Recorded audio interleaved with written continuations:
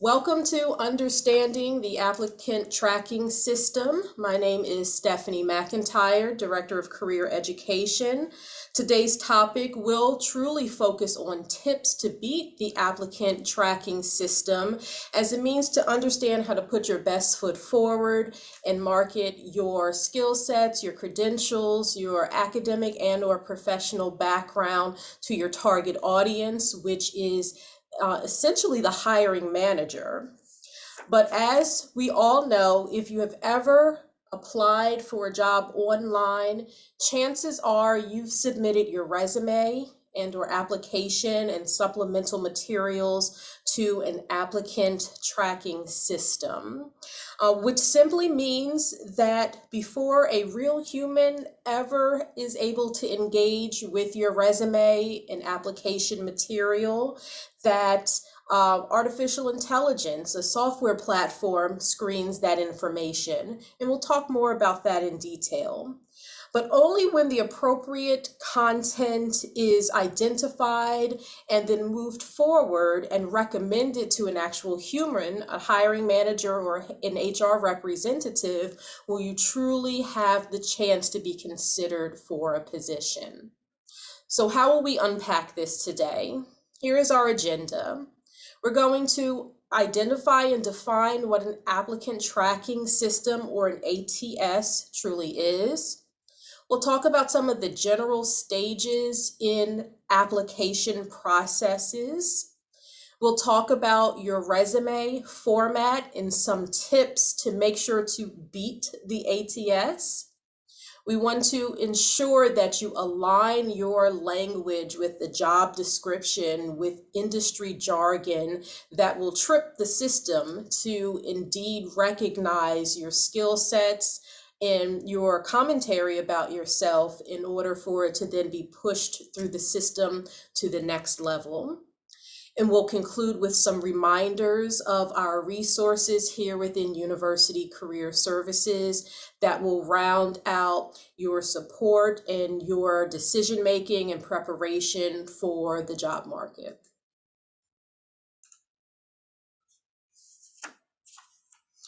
So what is an applicant tracking system?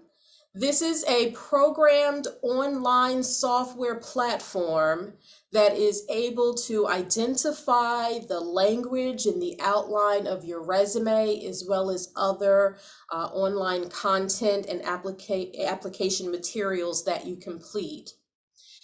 The ATS finds applicants with relevant experience by identifying keywords that you have on your resume, as well as your supplemental application material. So hearing this truly puts the onus on the applicant to be very intentional with the language aligned in the job application or the job description to ensure that you're mirroring that in your resume, mirroring that in your responses to some of the other supplemental application material, so that the programmed software will push that information forward because it's showing a match between what you're sharing about yourself and what indeed that hiring manager is looking for.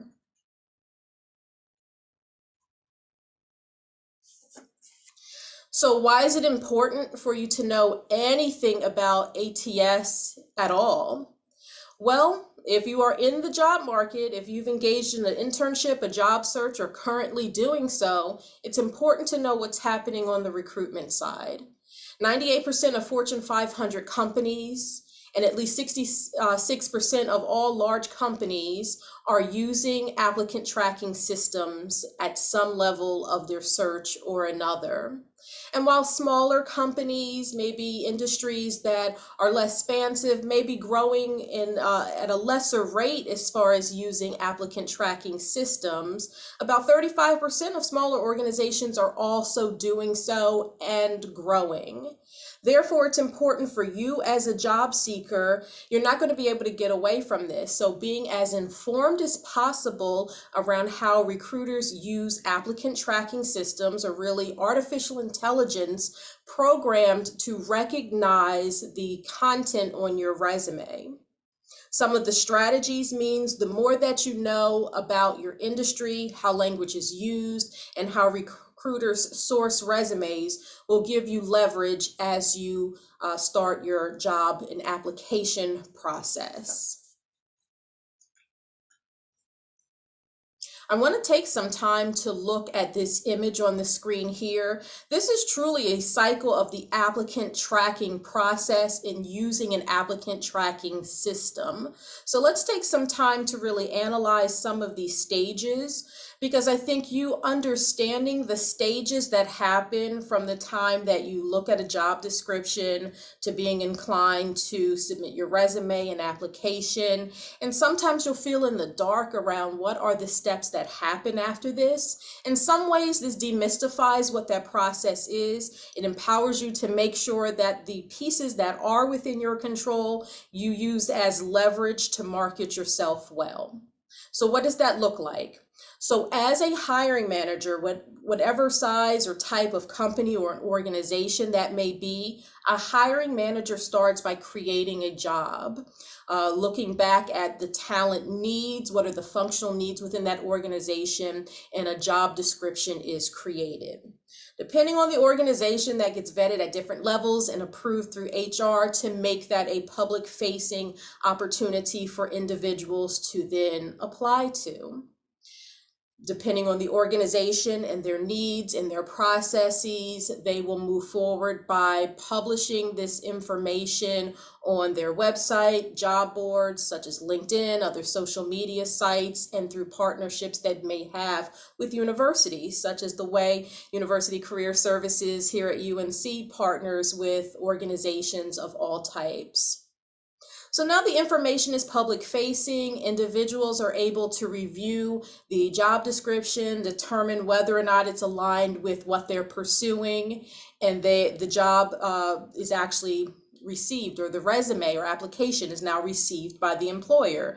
You decide to go into, even though many of you may not have recognized it, as an applicant tracking system. So when the job description is published and shared out, most of the time it will be a link that'll send them back to, or send the applicant back to their website and an embedded applicant tracking system.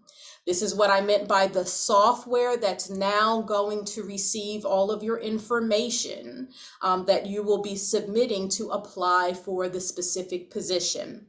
It's received now by the system.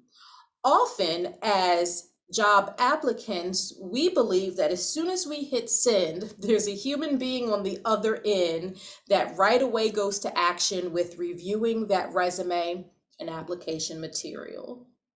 That isn't completely accurate. For most organizations, there's an applicant tracking system, program software that's now reviewing that information from an artificial intelligence perspective. It's recognizing keywords that have already been programmed to identify, does your resume, does your application material speak to certain language indicative of the field or that functionality? It's looking for keywords related to your education, maybe other job titles, both hard skills and soft skills. And so this is why it's going to be so important for you to think about your resume in a different way and think about the job function and that specific description to ensure that you're using or mirroring that same language in your resume and in those supplemental questions where applicable, to ensure that that system, that you're beating the system, the applicant tracking system, before you even get to a hiring manager. In a future screen, we're going to talk more about those tips for formatting and language, but I wanted to emphasize that because now as we go into the rest of the cycle, your application will be reviewed by the artificial intelligence. And should it identify that your qualifications have enough alignment with the expectations of the recruiter, it can now be reviewed by other human beings. And depending on the organization, that could look many different ways, from a panel of experts who will engage in the hiring, from a human resources representative, or an individual hiring manager who will be your direct supervisor potentially for an opportunity.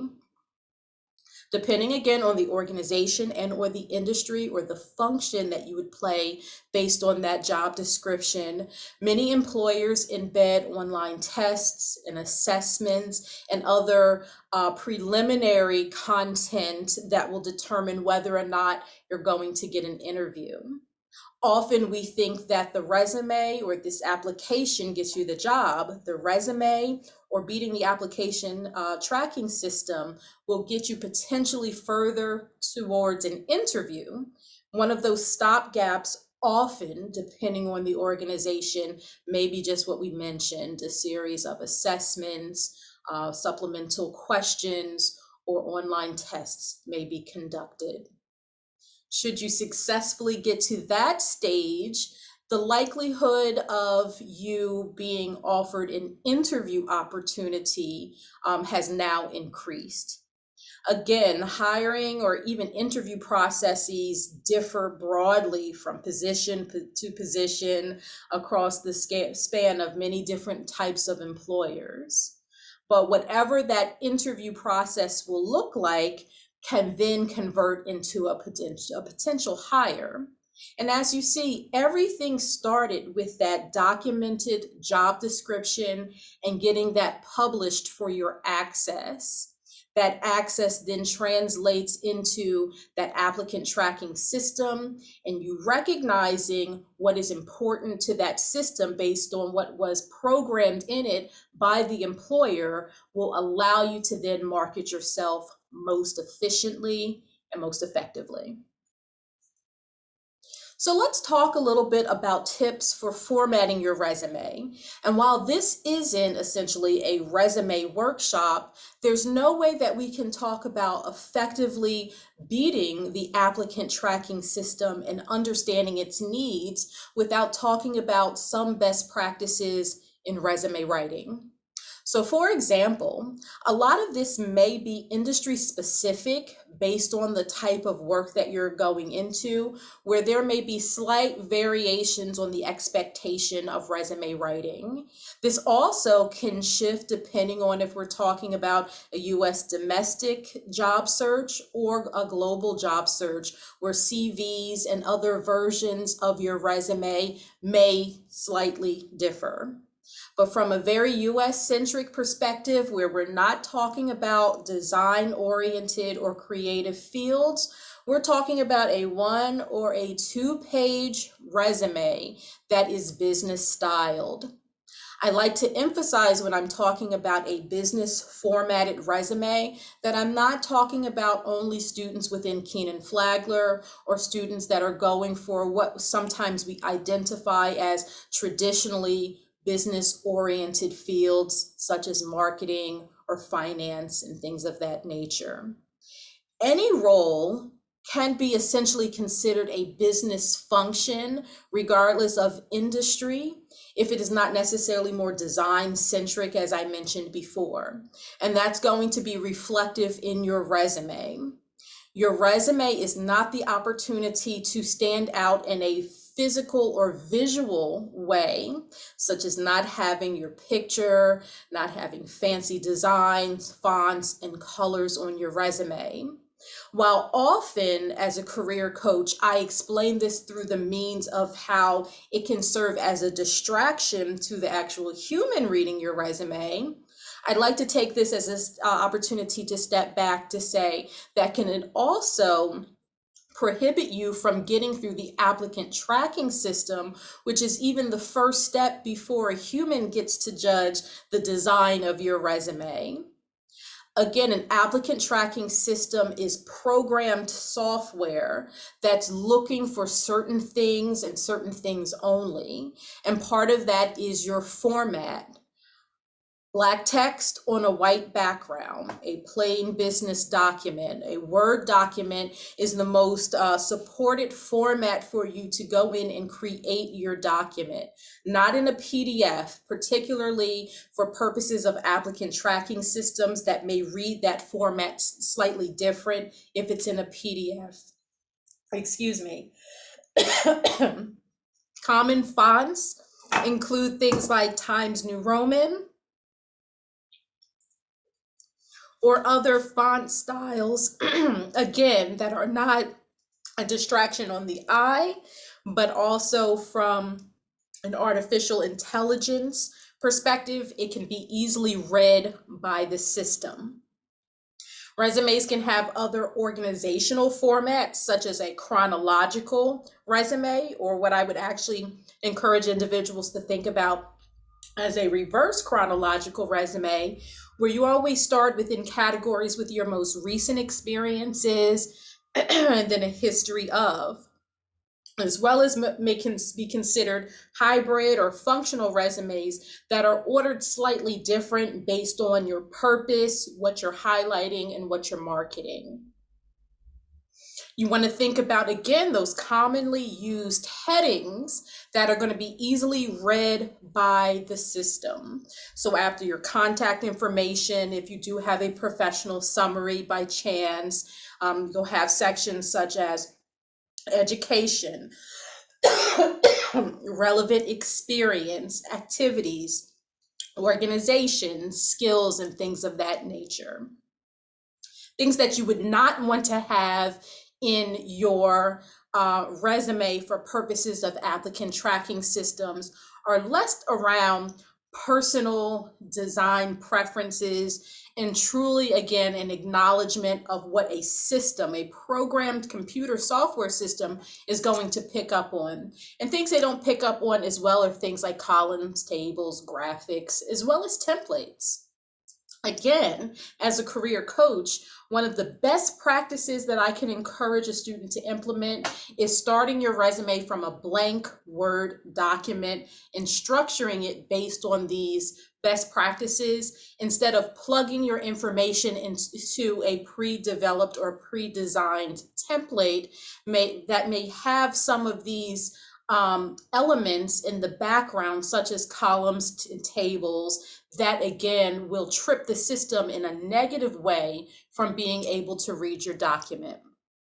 Again, no hard to read fonts, no bubbles or other types of designs that again may be downloaded from third-party websites for creative purposes, but won't be recognized by a software system. Headers and footers, again, are also images that will not be easily read on a document that will be uploaded to a applicant tracking system. I see a question in the chat, so to kind of pivot for a second and to acknowledge, as for the document formatting, does this not mean that it's not proper to send things in a PDF? Yes, this was actually new information for me as I learned more about applicant tracking systems. And in fact, it felt very difficult to do this. Many of us have been trained that after we develop a highly sensitive document like our resume, to turn it into a PDF so that it can't be changed. Unfortunately, many applicant tracking systems do not pick up on images or font that is in a PDF format, but the most easily read document in any system will always be a Word. So yes, thank you for sharing that. So tips on matching your resume. So this is where we go into even more detail about knowing certain things like language that is indicative to your industry of choice in the job function. Just like I encourage individuals to think about as you are developing your resume for the first time, or even as you're in your job search, is to know as much about your industry and to utilize language appropriately that will resonate with the hiring managers within your field. An applicant tracking system scans your resume and checks for keywords, checks for skills, and check for how much alignment there is between your explanation of yourself and the written description.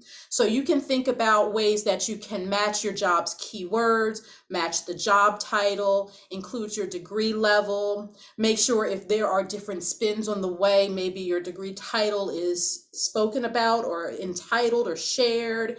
If you have previous work experience and titles that may have slightly different versions or use of language. For example, if this job description that you're pursuing speaks about the need for you to maybe have previous manager experience and uses the word manager or management throughout the document. But let's say your title had supervisor or director or some other spin on that language around manager. You may want to make a strategic decision to shift the language in your title or in your explanation and keywords to align with some of the language that's being emphasized, such as the word manager or management, in order for the system to pick up on some of that information. There are many different ways that we also support students, such as through appointments, through some resources that can help you to break apart job descriptions and gain some industry definition. And I'll speak about that in more depth. This is a very important component of any job search and preparation for your application, is to make sure that your resume is very much aligned. And even in moments like this, I would say for any internship or job seeker, having multiple or various versions of your resume that may speak slightly different language based on what you're learning about certain job descriptions, so that you can modify that language in order to match with the specific job at hand. Again, all of this is about understanding the applicant tracking system and beating that system based on how they emphasize requirements and use language to do so.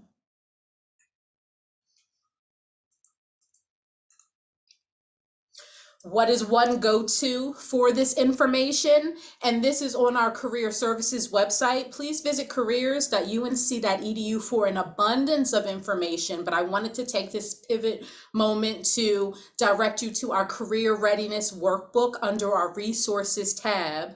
In addition to having a very developed out section on resume and cover letter writing that can help you with some of those best practices around formatting, headlines and titles and content.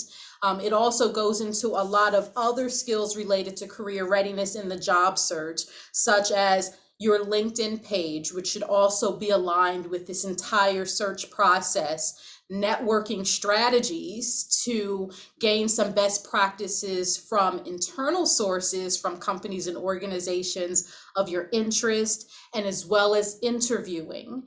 As a few slides show, there's an entire talent management cycle that the more you understand the basics of the internal workings, you can be as prepared as possible, use language in a way that aligns with the expectations of the hiring manager, and will essentially increase the likelihood of you getting selected for whatever opportunity is next for you. I also emphasized a few times the value of having industry information, industry definition, and utilizing language that's aligned with the job descriptions at hand that you're going to be reviewing before you apply, and then having a broader context around trends in industry and how they speak about the expectations within their field. A few go-tos for that would be onetonline.org and the U.S. Bureau of Labor Statistics. Both of this comes from the most updated and accurate government information around industry trends to help you recognize where you would fit into many different lines of work, not only based on your major, but starting with your major, as well as skill sets, understanding how your interests align with different work environments. And then it'll give, either one of these sources will give wonderful information then around workplace content, context, skills expectations, educational expectations, and trends around how they speak about that work. Why is that important? Because the more understanding you have around what certain jobs mean and the function, you can see yourself in it. And then when you engage in your job search and see job descriptions, you're able to break down the language, recognize how the hiring manager who developed that job description is emphasizing certain things over others, so that when you go back to revisit your resume and the other components of the application, you will be able to align to the best of your ability by now having much more of a nimble ability to utilize that language. Another thing that is often asked is, why do I need to complete an application form, which can sometimes feel very extensive, if I already have my resume prepared for upload? And again, this is about the process that those applicant tracking systems seek to do, and their purposes around programmed information that's going to pick up on keywords. They source and manage applicant data in a variety of ways that requires them to not only read from your one document, but also read based on supplemental questions that are then sliced and diced. That data is sliced and diced in many different ways that then trips that hiring manager to determine if they're going to move forward. While ONET and the Bureau of Labor Statistics pull some amazing information around US-centric jobs, I also want to recognize that you want to, as particularly individuals who are looking to do a job search broader than the United States, you want to look for those same types of trends and opportunities and educational moments to learn about job opportunities and how they're spoken about, not only within the US, but across the globe. Handshake is a wonderful source of information around current internships and job opportunities. Our employer relations team here within University Career Services does an amazing job of fostering and developing new relationships with companies and organizations that represent any and all job functions, industries, both locally, regionally, nationally, some with international ties, and they are posted on Handshake. At any given time, there can be thousands of internship and job opportunities. And while that's a bragging point for us, that's not helpful for you as you're engaging in a job search to have to source through so many different opportunities. On this screen, you'll see that there's a filter button for you to be able to sort and filter your information and the types of opportunities you're able to search for based on multiple types of criteria that you may be searching for. Again, as you're engaging in your internship or job search, you're going to see a multitude of examples of job descriptions that are housed right in Handshake. Use this as even an activity to start to learn about how employers speak about their roles, what types of experiences, skills, education are emphasized, so that you can identify how pieces of your resume can be tweaked depending on the type of opportunity you are pursuing. This is just a snapshot of some of the industries that are most highly represented in Handshake from all of last academic year or calendar year. And you'll see all of those different industries listed below and ranked based on the types of student applications and student attention that they've received. Again, while you'll see those postings in Handshake, depending on the instructions by each employer that's posting the opportunity, many of these positions, again, direct students or direct any applicant back to their own system for sourcing information. And many, if not all, employers are using to some degree or another an applicant tracking system. We've learned here in career services that anywhere between 70 to 75% of applicants are pushed out of the consideration pile just based on some of the errors that will be found on your application or resume. And that's why it is our hope here in University Career Services that information such as what's being delivered today will allow you to be a bit more thoughtful in your approach to developing that resume and preparing it for a multitude of differing systems that are aligned with the expectations of your future hiring professionals. In addition to attendance at this workshop today, we're hoping that this progresses into more one-on-one relationships that you'll have with me and members of our career coaching team to truly tailor your needs to be as personalized to you as possible. You'll be able to access Handshake from our website, careers.unc.edu. And if it will be your first time interacting with Handshake as a platform, please note that as a matriculating student, you already have a profile pre-developed on the site. You'll access that by way of your Onion. And with engagement with a career coach, we can support you in many things, such as knowing how to navigate the functionality of Handshake, as well as doing a job search, preparing for and registering for future webinars such as the one that you are attending today. And then based on the type of coaching appointment you are interested in, we can talk about some of the specifics of your academic background, your career-related experiences, and the skills that you've developed and how it aligns with the next opportunity you're pursuing. As we think about maybe even the specific companies or organizations that you're applying to, we can work with you to identify the type of applicant tracking system that they may be utilizing and some best practices to make sure that all of your hard work doesn't go unnoticed because of a software program that in some ways serves as a gatekeeper between you and a human decision maker at your organization of choice.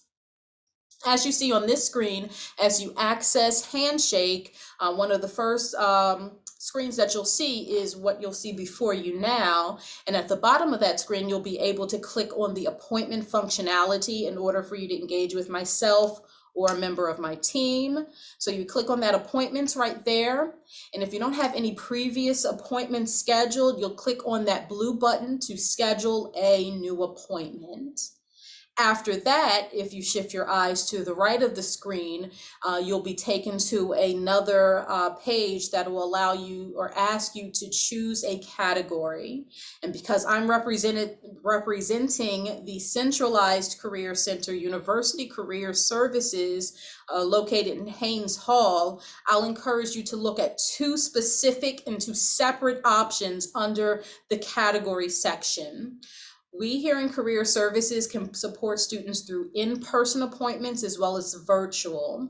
So please, for purposes of this discussion, take advantage of an appointment through either that first option on the list, which is in-person appointments on the second floor of Haynes Hall, or if you prefer a virtual appointment, that last selection on this list, which is virtual distance appointment with University Career Services, you can select that option for one-on-one engagement virtually.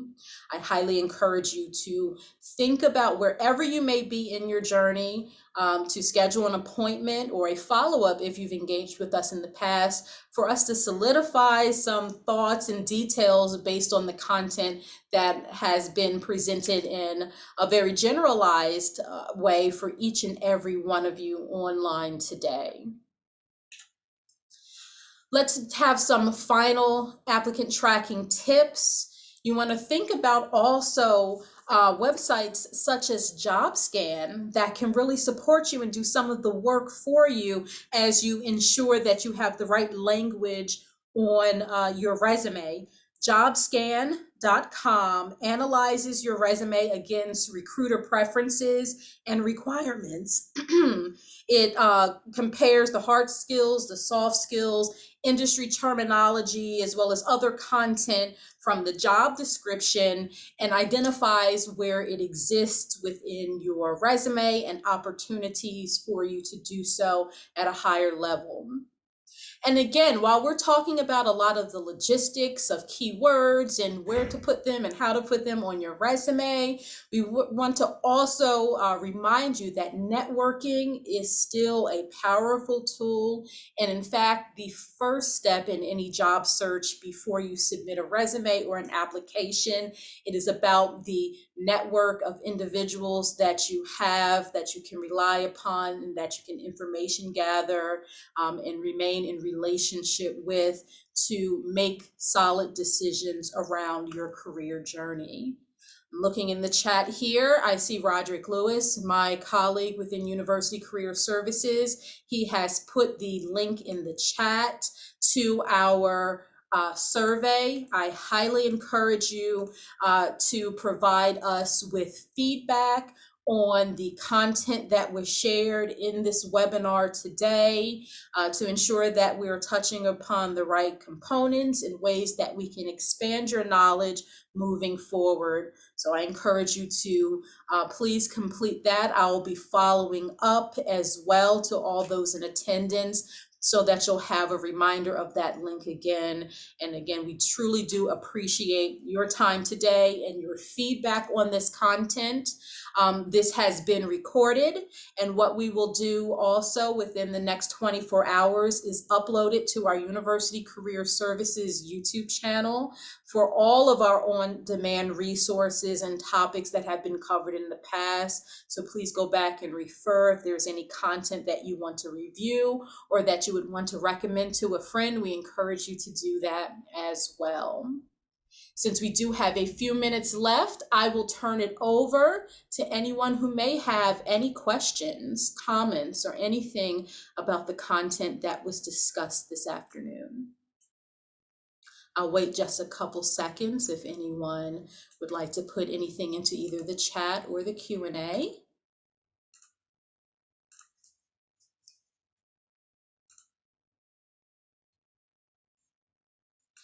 And if not, I'll thank everyone again for your attendance this afternoon at Understanding Applicant Tracking Systems, and we look forward to being engaged with each and every one of you in different ways. Thank you.